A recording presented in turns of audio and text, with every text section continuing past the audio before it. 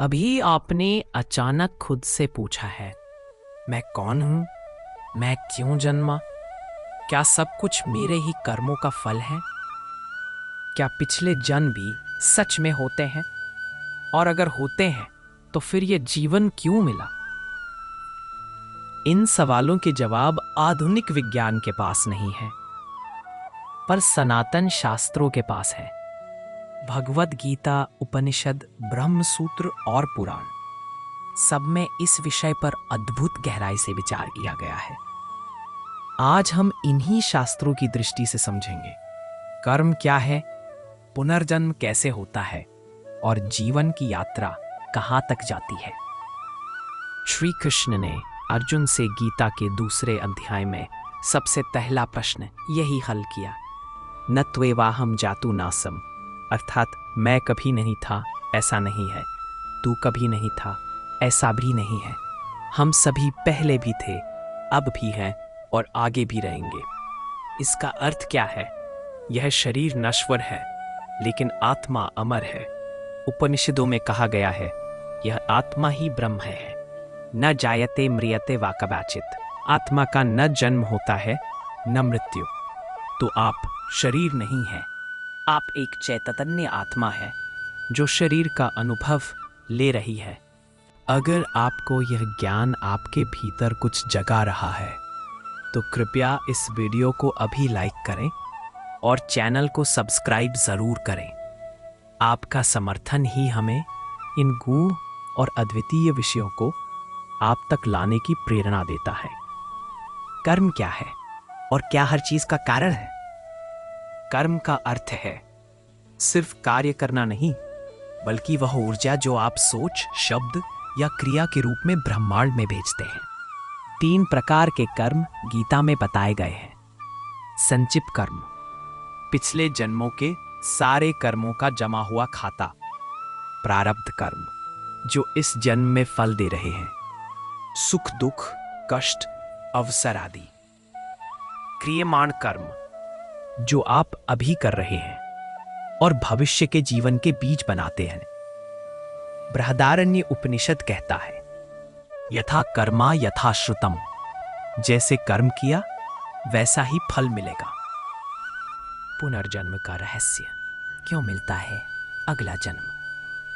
श्री कृष्ण कहते हैं, देहि नित्यम अवध्योयम देहे सर्वस्य भारत। आत्मा को कोई मार नहीं सकता, यह देह को छोड़ती है और नए शरीर में प्रवेश करती है। जब इस शरीर के सारे कर्म पूरे हो जाते हैं तो आत्मा इसे छोड़ देती है और फिर पिछले संस्कारों और कर्मों के अनुसार नया जन्म पाती है। छांदोग्य उपनिषद कहता है, यथा क्रतुः भवति तथा क्रतुः भवति। जैसा भाव है मृत्यु के समय, वैसी ही अगली यात्रा तय होती है। क्या हर पीड़ा, हर सफलता हमारे ही कर्मों का फल है? शास्त्र कहते हैं, हाँ, हर अनुभव, चाहे वह खुशी हो या दुख, वह आपके ही कर्मों का परिणाम है। न ही कश्चित क्षणम अपि जातु तिष्ठत्य कर्मकृत। कोई भी क्षण ऐसा नहीं है जब आप कर्म ना कर रहे हो। यह संसार कर्म का स्कूल है। हर जन्म एक पाठशाला है और हर परिस्थिति एक पाठ। बहुत लोगों का यह प्रश्न होता है, क्या हमारी जिंदगी पहले से लिखी हुई है? उपनिषद और गीता कहते हैं, प्रारब्ध कर्म निश्चित है, लेकिन वर्तमान कर्म में विकल्प है। बृहदारण्यक उपनिषद में आता है, कर्मणा जायते जीवा। जीव अपने ही कर्मों से जन्म लेता है। आप जो इस जन्म में झेल रहे हैं वो प्रारब्ध है, लेकिन आप आज जो अनुसंधान, निर्णय और भावना बना रहे हैं वो क्रियमाण कर्म है, जो आगे का प्रारब्ध बना देगा। यानी भाग्य लिखता है आपका अतीत, पर वर्तमान ही उसका संपादक है। गीता कहती है, त्यक्त्वा कर्मफला संगम नित्य तृप्तो निराश्रयः। जो कर्म का फल त्याग देता है वह तृप्त होता है। केवल कर्म नहीं, कर्म के पीछे का भाव भी फल तय करता है। उदाहरण, एक ही व्यक्ति भोजन बांट रहा है, एक दिखावे के लिए, दूसरा श्रद्धा से। कर्म एक पर भाव अलग। एक आत्मीय निवेदन, अगर आपको यह ज्ञान नई दृष्टि दे रहा हो तो इस ज्ञान को दूसरों तक भी पहुंचाइए और चैनल को सब्सक्राइब जरूर करिए। आपका समर्थन ही हमारे प्रयासों को दिशा देता है। क्या पुनर्जन्म से मुक्ति संभव है? श्री कृष्ण गीता में कहते हैं, जन्म कर्म च मे दिव्यम यो वेत्ति तत्वतः त्यक्त्वा देहम पुनर्जन्म नहीति मामेति सो। अर्जुन, जो मेरे कर्म और स्वरूप को तत्व से जान लेता है, बस मुक्ति के बाद पुनर्जन्म नहीं लेता बल्कि मुझे प्राप्त होता है। यानी जब आत्मा अपने स्वरूप को पहचान लेती है कि वो ईश्वर की ही एक अंश है और जब वह कर्म है आकष्ट नहीं रहती, तो वो पुनर्जन्म के चक्र से मुक्त हो जाती है। यदा पश्यते रूपमात्मनः, जब आत्मा अपने आत्मस्वरूप को देख लेती है तो जन्म मरण का चक्र समाप्त हो जाता है। कर्म बंधन क्या है और आत्मा कैसे बनती है? श्री कृष्ण गीता में कहते हैं, सर्वम कर्माखिलम पार्थ ज्ञाने परिसमाप्यते। हे पार्थ, सभी कर्म अंततः ज्ञान में ही लीन हो जाते हैं। जब तक हम ये नहीं जानते कि हम कौन हैं, क्यों कर रहे हैं और किस भाव से कर रहे हैं, तब तक हर कर्म आत्मा को बांधता है। कर्म बंधन कैसे बनता है? इच्छा, कुछ पाने की लालसा। कर्म, उसे पाने के लिए प्रयास। फल की अपेक्षा, पर अधिकार जताना। आसक्ति और द्वेष, सफल होने पर मोह, असफल होने पर क्रोध। यही चक्र आत्मा को बांधता है। पाप और पुण्य क्या होते हैं? बृहदारण्यक उपनिषद में आता है, सत्यानृतम वदति।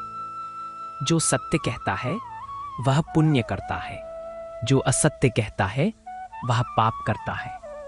पुंज, उसे कहते हैं कि उस बौद्ध का जो कोई दूसरे को लाभ हो, आत्मा को शांति मिले।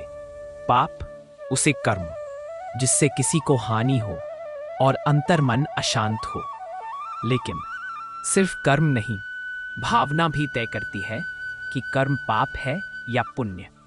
उदाहरण, किसी भूखे को रोटी देना पुण्य है, लेकिन अगर वह दिखावे के लिए है तो उसका प्रभाव सीमित हो जाता है। गीता में कहा गया है, यज्ञ दाना तपः कर्म न त्याज्यम। यज्ञ, दान और तप, ये 3 कर्म कभी नहीं त्यागने चाहिए। इन कर्मों से आत्मा को ही शक्ति और समाज को मिलता है। पुनर्जन्म कैसे तय करती है? श्री कृष्ण कहते हैं, यम यम वापि स्मरण भावम त्यजत्यंत कलेवरम। वह अगले जन्म में उसी भाव और संस्कार को प्राप्त करता है। यानी अगला जन्म आपकी चेतना का प्रतिबिंब है। क्या हम जान सकते हैं अपना अगला जन्म? शास्त्रों के अनुसार यह एक गुप्त रहस्य है। केवल वे योगी जो अपनी चेतना को पूर्ण रूप से नियंत्रित कर लेते हैं, वो यह जान सकते हैं कि उनका अगला जीवन क्या होगा या पूर्व जन्म क्या था। महर्षि पतंजलि ने कहा है, पूर्व जन्म स्मृति ज्ञानम संस्कारात्। गहरे ध्यान से पूर्व जन्म की स्मृति भी जागृत हो सकती है।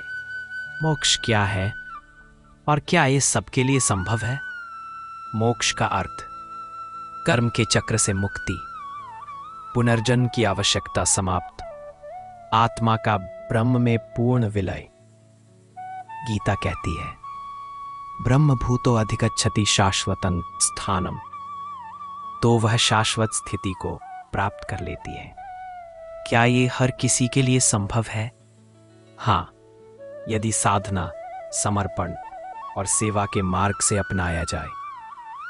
परमात्मा को पाने के लिए न बुद्धि चाहिए न शक्ति, केवल शुद्ध अंतरात्मा और सच्चा प्रेम चाहिए। जीवन का सार क्या है? जीवन एक यात्रा है, आत्मा की। कर्म उसका पथ है और मोक्ष उसका ध्येय। श्री कृष्ण ने गीता में जो कहा, वो किसी एक धर्म, जाति या युग के लिए नहीं था। वो हर उस जीव के लिए था जो सत्य की तलाश में है, पर आप उसे भक्ति और ज्ञान में बदल सकते हैं। आप पुनर्जन्म के चक्र से बच नहीं सकते, पर आप उसे पूरा करके मुक्त हो सकते हैं। आप इस जीवन में दुख पा सकते हैं, पर आप उसी जीवन में मोक्ष का बीज भी बो सकते हैं। अपने भीतर उतरिए, क्योंकि वहीं गीता बोलती है। जय श्री कृष्ण।